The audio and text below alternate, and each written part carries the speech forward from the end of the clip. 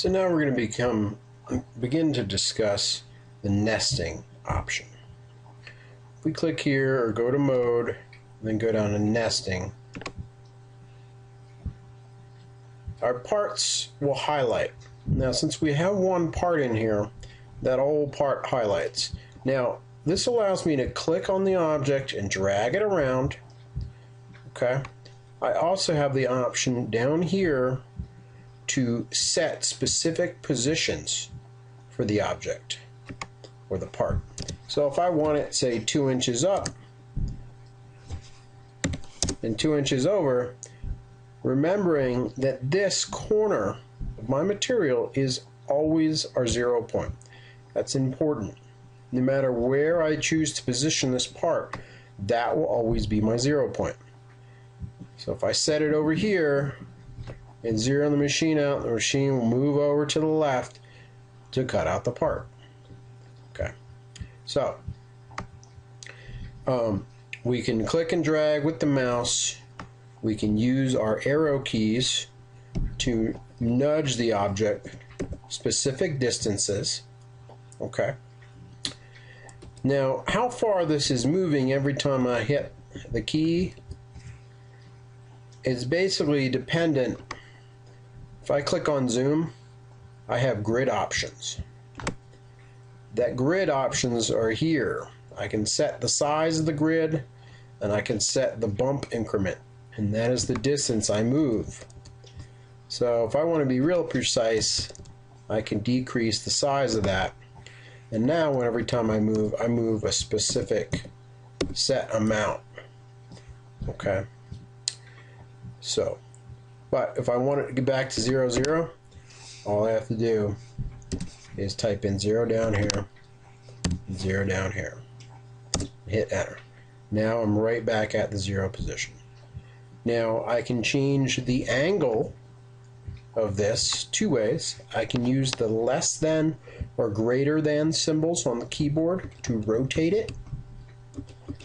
Basically, we currently have it set so it does it 5 degrees every time I hit it, or I can type in a specific degree down here at the bottom right. Okay, type in 90, enter, it flips to 90. So that's the way you can position your parts relative to the plate. Okay. So now let's discuss some of the other options we have in the nesting mode. If I right click, I again, like in all the other modes, I get a menu with different options. Okay. So if you look at the top, we have copy and duplicate. These two may sound the same, but they are distinctly different. If I choose to copy this part, I now have a distinct separate part over here. Okay. So let me adjust these toolbars a little bit.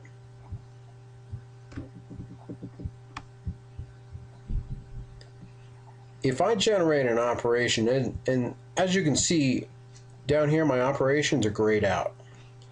I can't generate an operation in the nesting mode. If I click back into the View Toolpaths mode, now I can make an operation. So as you can see, depending on which one I have highlighted or selected, that's the one that highlights, that's the one I'm able to work with. Okay, so these are two separate parts now, and both of these need their own operation in order to cut. Okay, so if I click back on the original wire mount here, and I go back into the nesting mode, now if I right click and I go duplicate, now I have the option, now I have a duplicate of the original wire mount. So let me click back into the View Toolpaths mode, zoom out here a little bit. So now if I click on the plus sign next to the wire mount, it shows my duplicate. if I create an operation for this original wire mount, say operation plasma cut, I'm going to leave everything the way it is, click OK.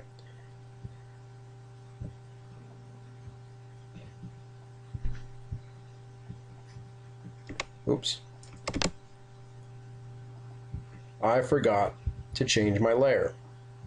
I made a mistake. That layer is empty now. Okay, so I obviously can't cut it out. So I have to go back to the default layer. Like I said, I created this part to cut layer in an earlier video when we were discussing the edit contours. I can't erase it, but I do have, it is empty currently. So let me fix that error, click OK, and now I have an option or operation here. And as you can see,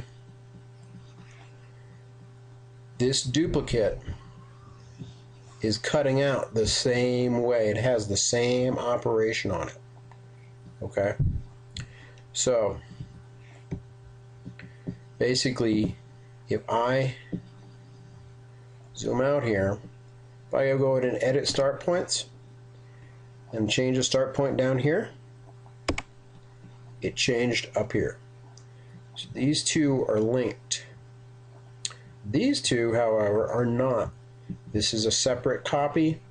In order to cut that, I need to generate an operation for it on its own.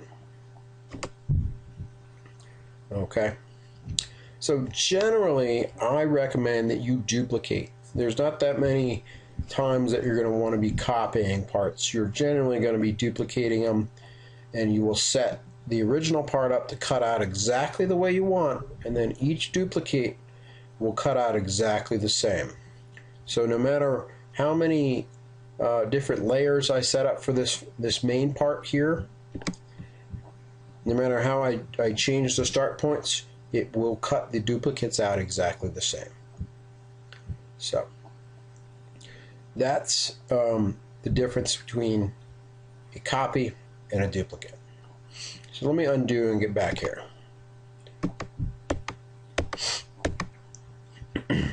So we're back to the original.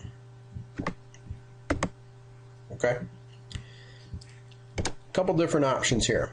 Under the nesting mode. I got to get back in the nesting mode. I right click. I have duplicate. That just sets a simple duplicate, one. Or I have multiple duplicate. And that means every time I click, it makes a duplicate for me. Okay. So when I'm done, I right click, I go cancel. Okay. So I can also draw a box around all three of these and choose to duplicate those. So as you can see, this is a way that you can nest up your sheet.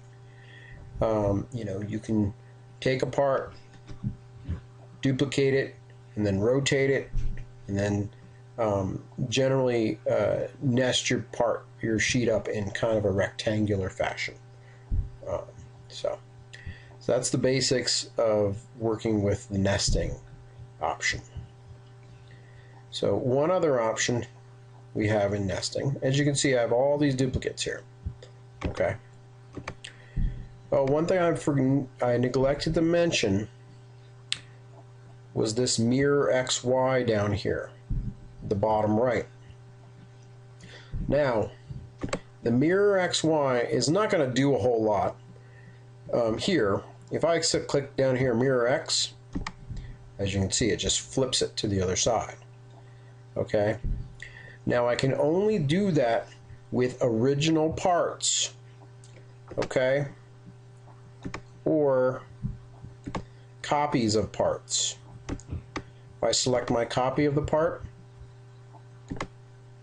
I have the ability to mirror it in the X or Y. I do not have that option if I select a duplicate. Okay. If I try to mirror it, nothing happens. Doesn't allow me to do it. Okay. So only the original part and copies of that part allow you to mirror. Okay, so let me back up here and get back to the original, and I'm going to undo, get back to my original part. So one other option, if I right click in the nesting mode, is the array option. So now I can go fit to material, I can decide the array area, but what I first have to do is set up my part spacing. How far do I want in between my parts when it arrays them? Generally, I find this is a pretty good distance. A lot will depend on the material cutting and the kerf width of your nozzle you're working with. So once I've set my part spacing, if I go fit to material, it's going to fit as many parts onto my material as I can fit. So it's going to give me 8 columns and 14 rows. If I click OK, that shows you what we're looking at here. If I zoom out, we got a full sheet. Oops, I didn't want to move that one. I wanted to click into the View Toolpath mode and drag the whole thing. Okay, so we have a whole sheet nested up. Now, let me undo that for a second and go back to the original. Okay, so now let me, of course, this is where changing the size of your material comes in. If I go to Options, Job Options, and let's say I don't have a material size set up.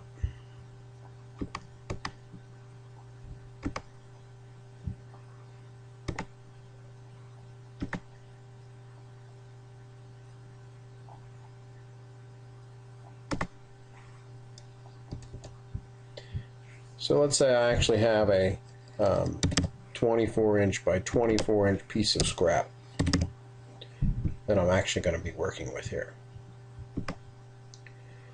So now when I go into nesting and go array, fit the material, it fills the whole sheet up with as many as it can. Now remember, this arrays in a rectangular fashion. It does not do what's called shape nesting, where it will manipulate the parts to make them fit or whatnot. This will simply place a part, place a part, place a part, place a part, and then create rows and columns of that part and set them as close together as you set when you put in the part spacing. Okay, so so that's creating an array.